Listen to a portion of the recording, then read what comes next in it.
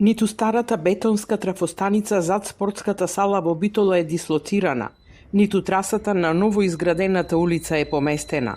Објектот под напон сега зафаќа дел од коловозот на новата сообраќајница која ја поврзува улицата Партизанска со населбата во Битолската касарна.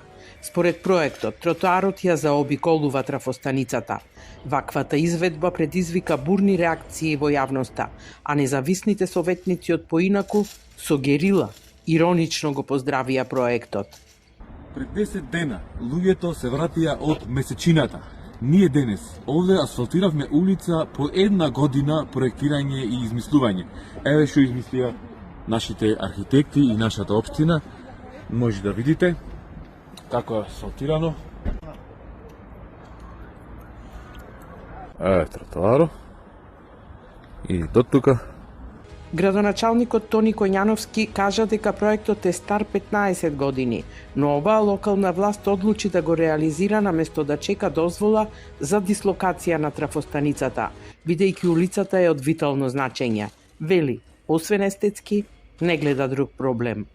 Лично сметам дека во овој момент трансформаторот освен можеби визуелно или естетски како сакате, функционално не представува никаква пречка.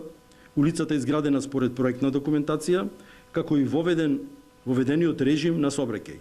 Координацијата со Евана е воспоставена во текот на целата изведба на проектот и очекувам дека за многу скоро и овие визуелни препреки во овој дел ќе бидат надминати.